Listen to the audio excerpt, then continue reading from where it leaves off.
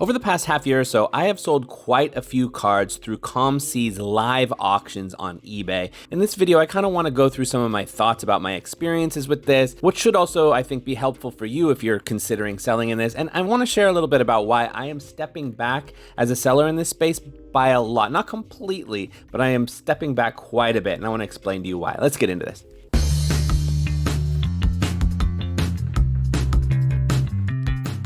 All right, so just very quickly, what is this? So on COMC, if you're not familiar with COMC, I've got a lot of videos about it, but on COMC, there's a section where on Friday mornings, you can submit your cards to what's called COMC's eBay live auctions. Now, this is different from a regular auction. On COMC, you can submit things up for a regular 7-day auction. It just, looks like a normal auction on eBay. This is a live auction, more like a whatnot type of thing. If you go into the eBay app, you can find a little link for eBay Live. And in there, COMC has almost every weekday from, I think, 9 o'clock in the morning, they begin, and they go till pretty late in the evening. They have these auctions, live auctions. So I have sold a lot. So let's get into some of my numbers on this. So I'm looking at numbers in this video specifically from February, March, April, and May up till May 21st. Over this period of time, I have submitted 998 cards to this live auction. Now, there's a few regular auctions that might have snuck in there. It's a little bit hard to pull the data for just the live auctions by itself, but I don't do too many of the regular 7-day auctions, so there's not too many of those in here, and I tried to pull out the ones that were obvious to me. So mostly, this is approximate numbers, we can say. So 998 cards I have submitted, and keeping in mind that it costs $1.50, sometimes $2 depending on what stream it is, to submit these cards. So that means, at least $1.5 thousand I have paid for submitting these cards to the live auctions. That doesn't include, if some of these cards came from cards that I submitted to the platform and had to pay the 50 cent per card submission fee. That doesn't include any of that stuff. It also doesn't include, these 998 cards for the cards that sell that don't have no bids.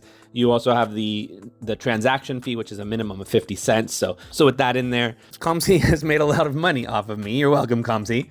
Now, okay, let's just say this is 1,000 cards. I said 998. Let's just say it's 1,000, just for it makes the percentages easy. Of these 1,000 cards, about 63 of them had no bids. So that's about 6% of the cards that I submitted didn't get a single bidder. So that means I've lost that $1.50 or $2 submission fee. I don't get that back at all. So right there is another loss of $100, $150, something like this. Now, I will say that most of those are from February and March. I've been slowing down on my submissions, and I also understand the psychology of live auctions a little bit more now that I've been submitting more cards.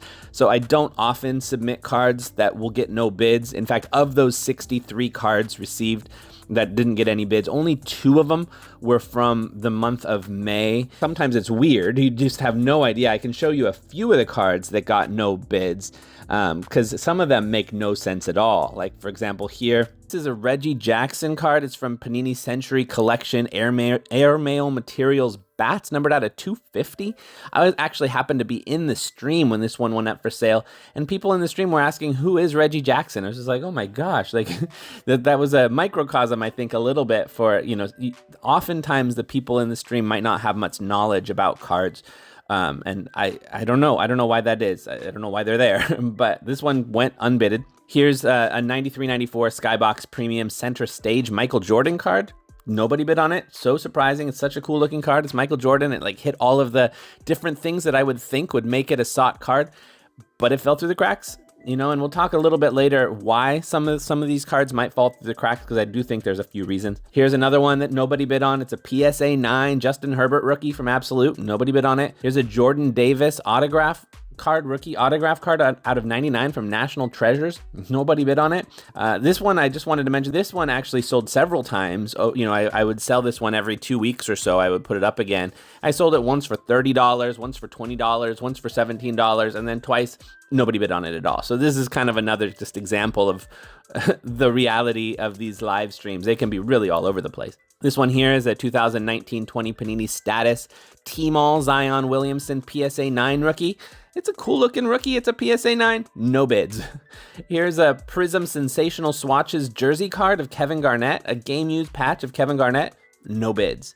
So these are just some examples. There was 60, what did I say, 62, 63 that nobody bid on. So what can you learn from this? So I think the biggest thing is that from stream to stream, the audience is going to be very different.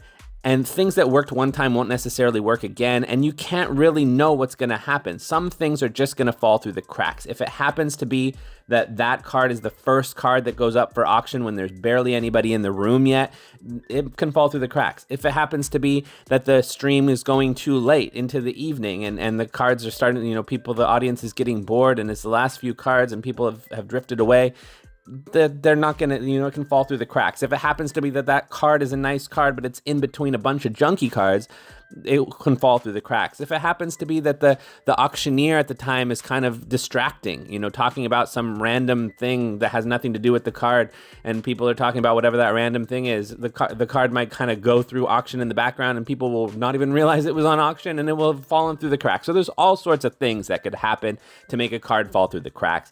And sometimes you can never plan for that. You can never know what's going to happen. So you just have to have no expectations.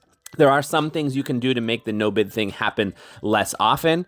I mean, if you sell cards of well-known players or sets, you can see, not all the time, even some Michael Jordan or Kobe Bryant cards fall through the cracks sometimes, but generally, if it's a well-known player, if it's a well-known set, if it's cool looking, if it's shiny, then it might have a better chance, but you can't expect the people in the stream to have a depth of card knowledge. You just can't. Like, you can tell by the cards that are falling through the cracks and by the cards that are getting bid up too high. There's a lot of people in there who don't have much card knowledge, so you have to just kind of expect that. Also, another thing that you can try to do is submit to live auctions on Fridays whenever possible. Fridays just tend to have more people. If there's more people in there, you're more likely to find people who are wanting to bid on your cards. And then right now you don't have a choice of whether you can sell it in the morning, in the afternoon, or in the evening. There used to be a choice where they would have submissions for each of those blocks of time. And I really liked that because I would just avoid the morning on purpose, because every time I ever sold cards in the morning, they didn't do well. And most of the time when I'd sell them in the evening, they'd do all right. But now it's just random chance. It's, you don't know if you're going to sell your card at 9:30 in the morning or 9:30 at night. There's just no way of knowing. It's all random. They've also changed it from, instead of having like a basketball stream and a football stream and a non-sport stream or whatever, they just have mixers. Everything is a mixer now.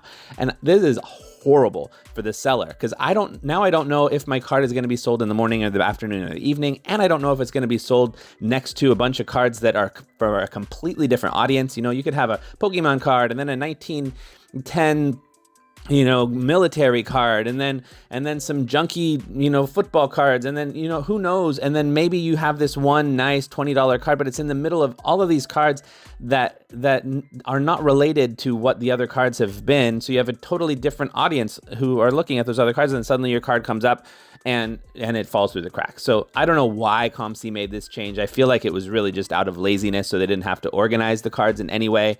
And I think it was a horrible change to take away and make it every single auction a mixer, and to take away the option of submitting for the morning, the afternoon, or the evening. I think, having a slightly higher submission fee, but in the evening is fine, and then a low submission fee for the morning because cards don't do well.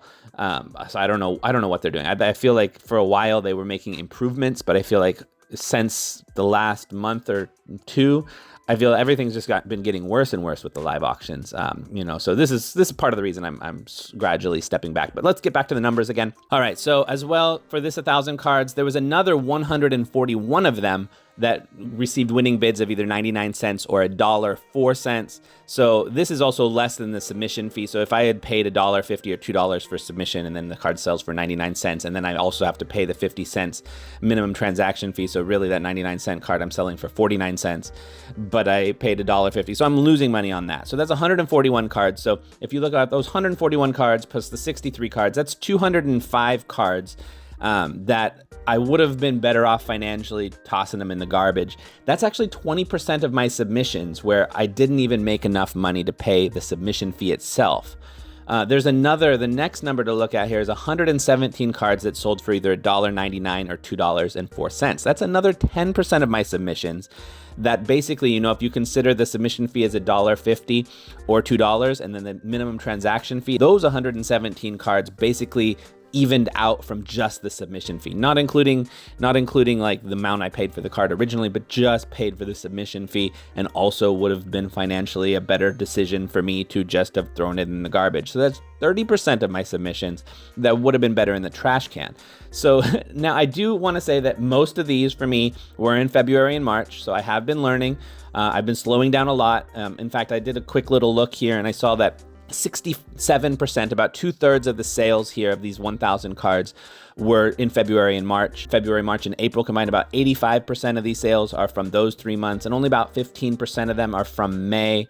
And as I mentioned before, only 2 of the 63 no-bid cards are from May. So I have been slowing down, and I have been being more picky, and I've been making wiser decisions. But like I say, you can never know for sure what's going to happen with the cards. So, you can make good decisions and it still can have bad results. In total, about 500 of these cards, actually exactly 500 of these cards, that's half of them, sold for $5.04 or less. Now, I'm saying this number specifically because even though among these cards that sell for $5, there are some that I might make like $1, but most of them, if they're selling for $5, they're probably either going to be evening out or a slight loss, or maybe if I am making any money, it's like $1.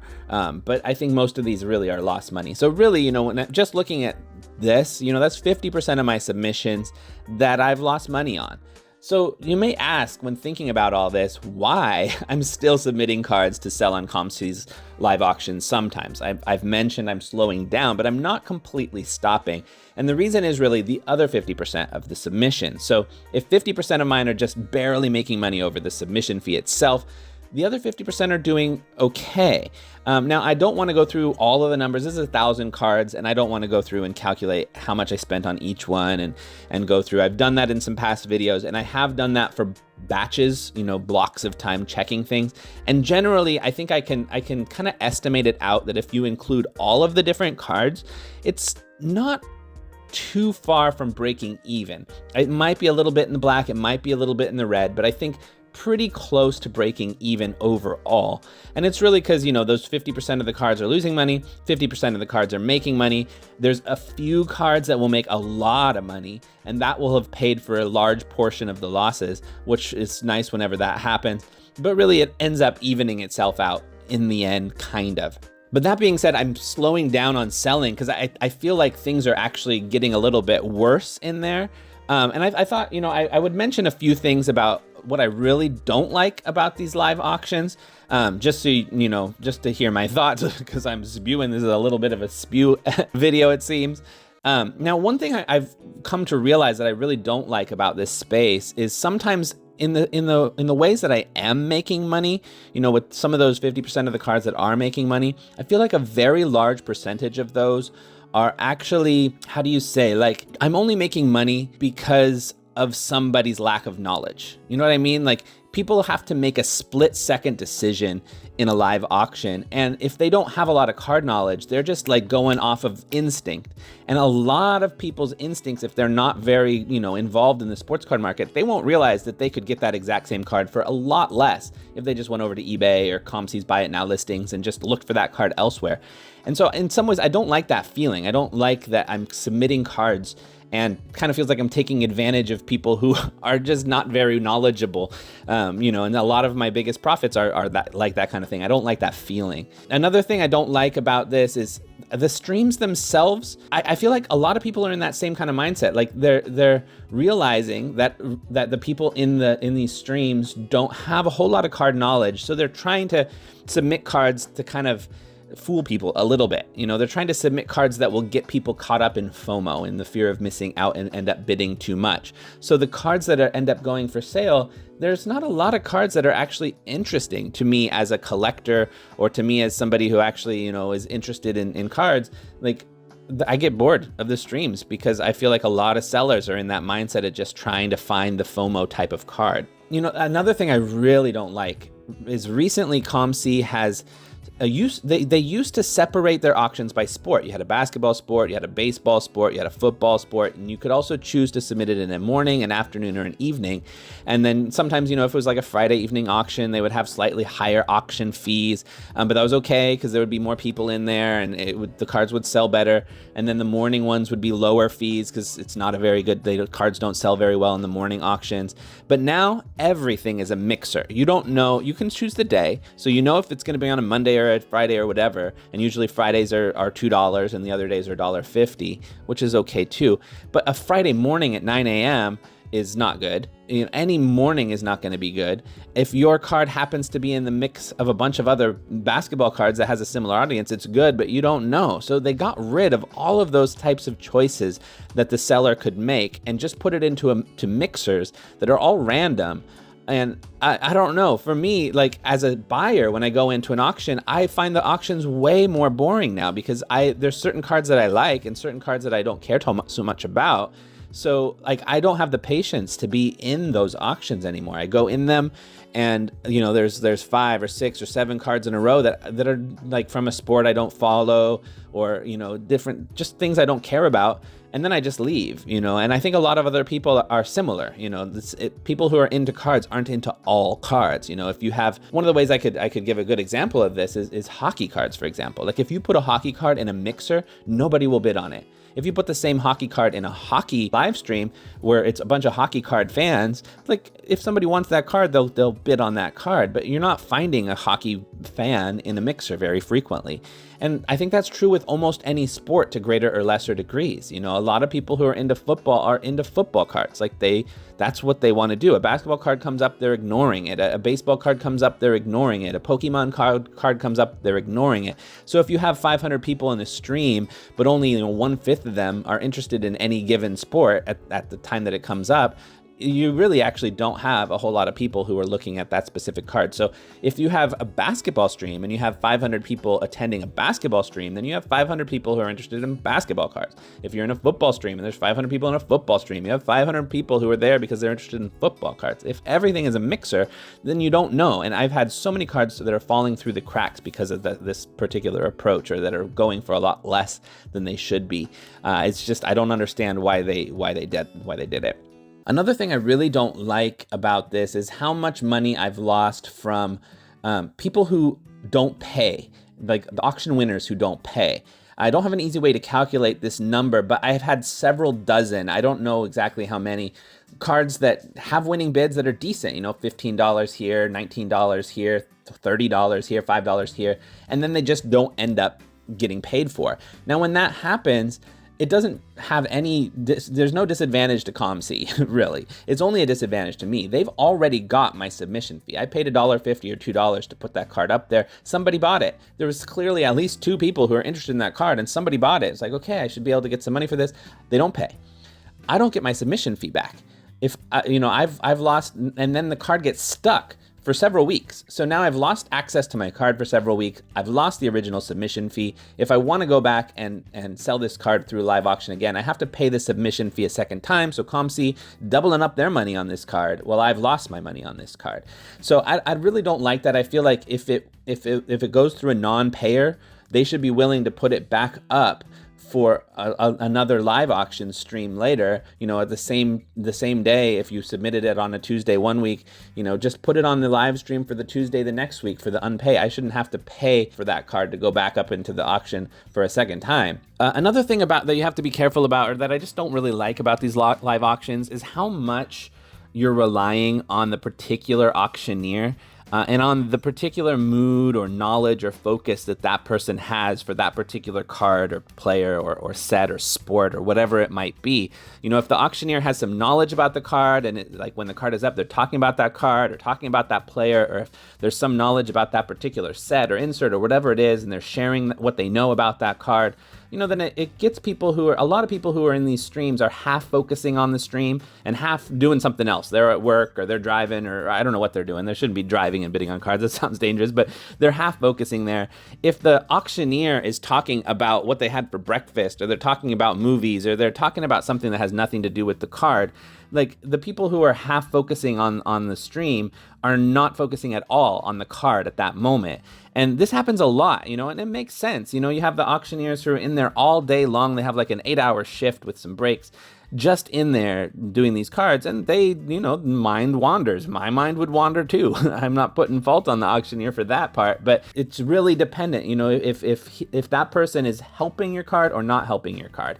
If they're hyping it up, I don't want unwarranted hype, but I do want at least to be able to get people to focus on what's actually for sale. If it kind of is, the auction is going on in the background, it hurts sales, and that happens quite a decent amount. Or if there's just lack of knowledge, if there's a player that's up there, the auctioneer doesn't really know anything about that player, they can't really talk about it. You're not trying to create false hype. That's not the goal of the auctioneer. That's not what I'm saying here. But what I'm saying is you are trying to get people to look at what the card is and to know what it is that they could be bidding on. And another thing that I'm starting to really dislike about these live auctions is, I think a lot of the sellers, because of how inconsistent the selling is, there's a fear to put cards of much value on there for good reason. I myself am in this similar mindset. I've noticed, I could sell like a Michael Jordan card that is a $20 card, or a Michael Jordan card that is a $3 card. Like realistically, I could buy them for those price. They'll probably sell for about the same price on the live stream, unless it's some kind of card that people just know about.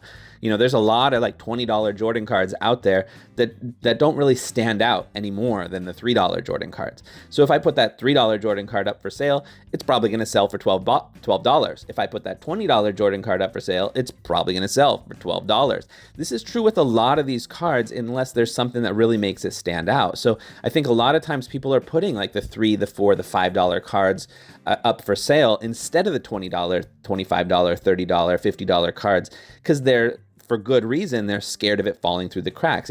There's a good chance it will, and if a $5 card falls through the cracks and you just end up selling it for $2, oh well, you've lost a little bit of money, you move on. If you have a $30 card and it falls through the cracks, you've lost a lot more, so you're not going to take that risk. So it ends up being that the stream is full of $5 and under type of cards, which hurts the whole stream over time, because less and less people are interested. I've had a lot of people who have told me, just because I have a lot of YouTube videos on COMC, so I end up, getting conversations through Messenger or whatever about COMC related things here and there. And a lot of people say that they don't like going into these COMC live streams anymore. It just seems like junky cards. And I've been feeling the same way.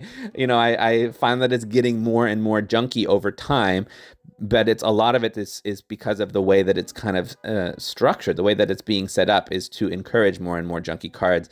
So even for me as a buyer, I'm bored in these streams now. I don't go into them. I realize, and that's with me even realizing there are some great deals to be found in there, because of all of this stuff, the hidden gems do fall through the cracks very frequently. So as a buyer, I know that if I spent time in those streams, I could be getting some amazing deals, but I don't have the patience because there's so much junk that I have to wade through. There's so many cards in different sports that I don't really care too much about that I have to eat through. It's not worth it to me as a buyer, even though I know fully well that I could be finding some great deals. So think about somebody who's just, jumping in here for a little while, just have a little break from work or whatever, or they're just in here for a period of time, how quickly this stream would get boring. So I don't know. This was a little bit of a rant, I guess.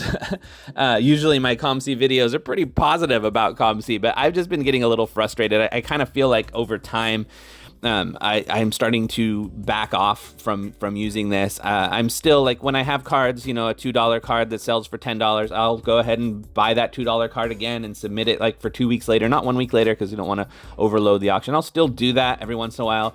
If a card is making money, I'll try to just have it continue to make money for me here and there. But I'm stepping back quite a significant amount there. I don't know exactly what is going to happen into the future, but anyway, that's what I wanted to talk about in this video. This got kind of long and ranty, so I hope you enjoyed it. It seems like YouTube watchers seem to like rant videos, so maybe this is all right. Anyway, I'll talk to you in the next one. Peace.